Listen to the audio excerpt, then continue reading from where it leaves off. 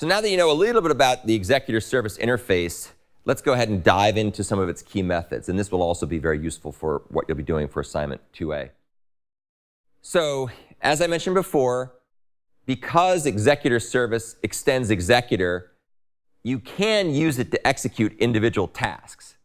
You can call execute, which is this way to run one-way tasks. So that doesn't really buy you very much, but it's doable. You can also submit these two-way tasks that are callables. So that's a win. And this supports what's called the synchronous future processing model. And remember that term because we will later talk about the asynchronous future processing model when we talk about something called the executor completion service, which supports that mechanism. So we'll talk later what does it mean to be a synchronous future processing model.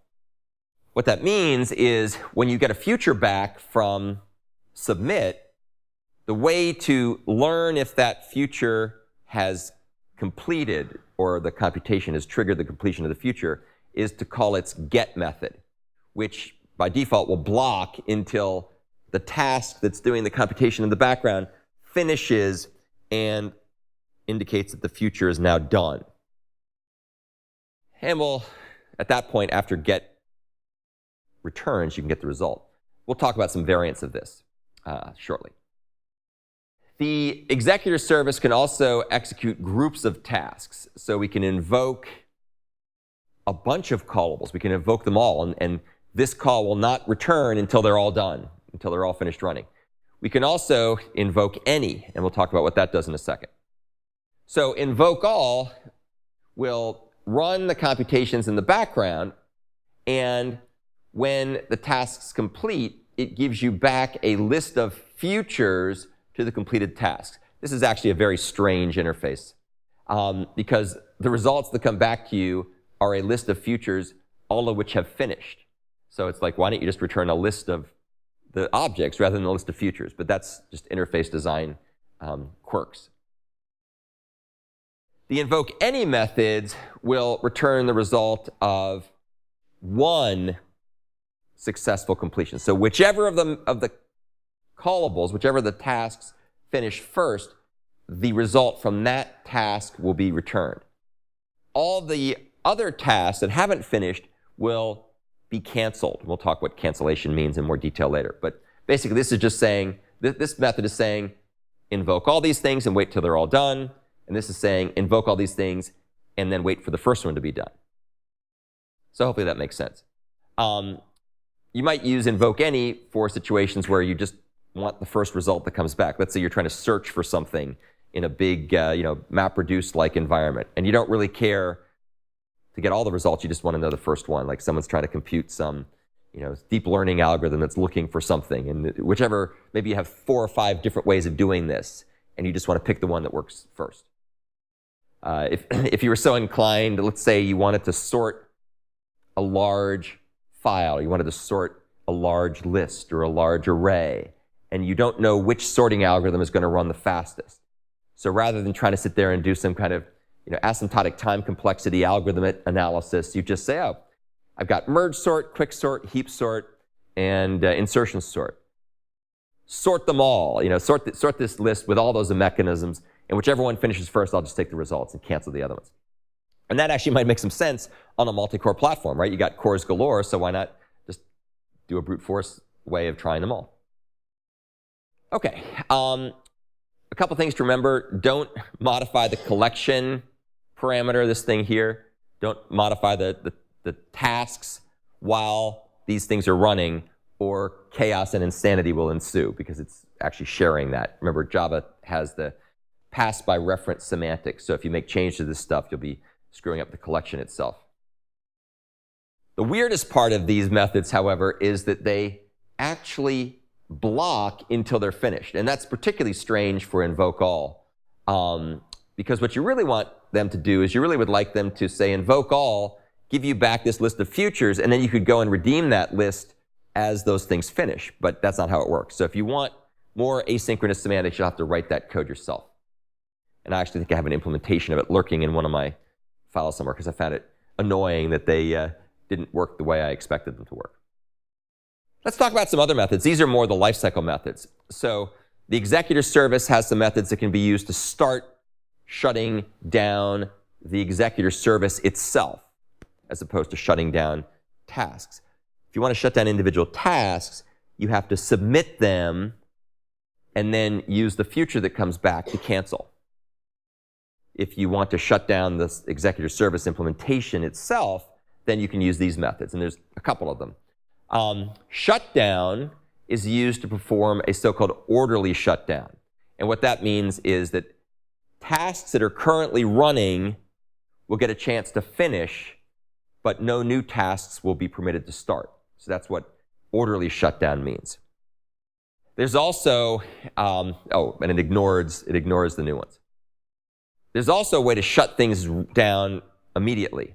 And so what that does is it tries to stop or cancel the active tasks. So if there's tasks that are currently running, this shutdown now method will go out and say, cancel, cancel, cancel, cancel, cancel. It'll try to cancel them all. And of course, it also won't process any tasks that are waiting to run.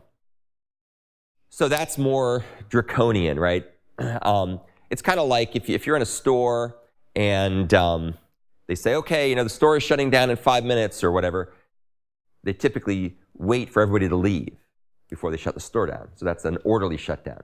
If they say the store is shutting down in 5 minutes, and when 5 minutes are up, they release poison gas or send the dogs out, right? That's like immediate shutdown. Not a very good way to do business, by the way. I just want to make that point. I'm not advocating that approach, but that would be immediate shutdown. You try to take stuff that's currently running and pull the rug out from underneath it. What happens here is that it'll post, for both of these things, when you try to shut stuff down, it posts an interrupt request to the executor threads that are doing the computation. Now, we'll talk more about interrupts later, but the key thing to remember with that is it just sets a flag. And the tasks that are running in those threads might decide just to ignore that flag, in which case it won't necessarily shut down right away. But that would be an example of bad design on the part of the people writing the tasks.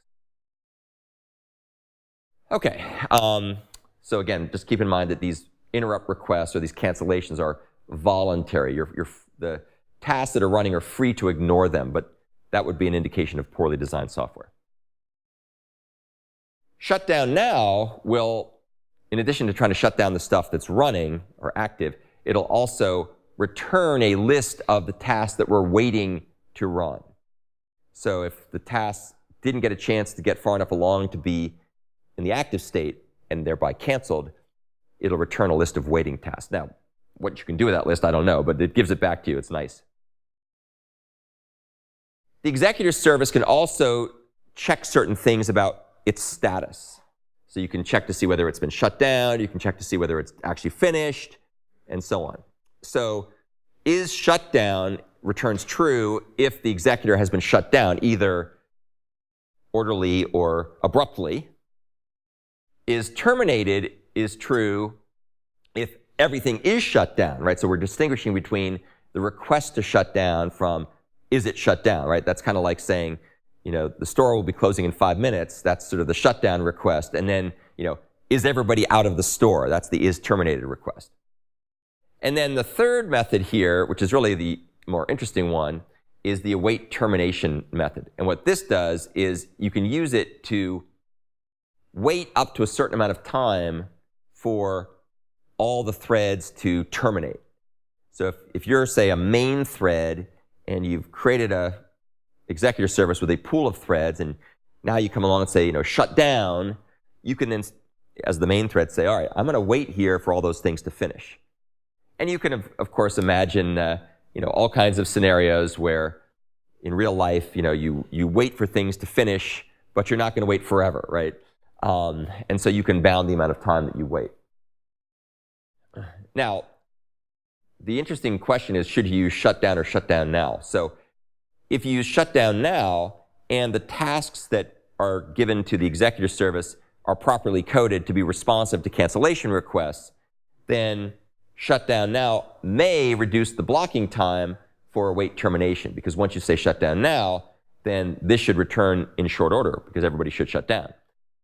Calling shutdown instead of shutdown now await termination may have to block longer because in that case, the executor service is being nice to the running task, and it's not just terminating them or trying to cancel them. It's letting them finish whatever they're doing. So that's like if you're in a store or a restaurant, like for example, if you're in a restaurant and they close the restaurant, they typically don't come and take your food off the table and throw you out, right? They let you finish up to a certain amount of time, right? So that's kind of the metaphor there. The various shutdown methods, shutdown and shutdown now, and await termination can be used to provide barrier synchronization semantics. So what does that mean? You can have exit barriers that wait for a bunch of stuff to finish. And in fact, that's what you'll be doing for your next programming assignment. So for your next programming assignment, one of the things you have to do is you have to be responsive when the user decides, I'm done with this simulation. I'm going to click the shutdown. There's a cancel button on the GUI. And so when the cancel button on the GUI is pressed, that tells the system to shut down. And so you'll have to write the logic to do that. Okay, so that is the end of the executor service part 2.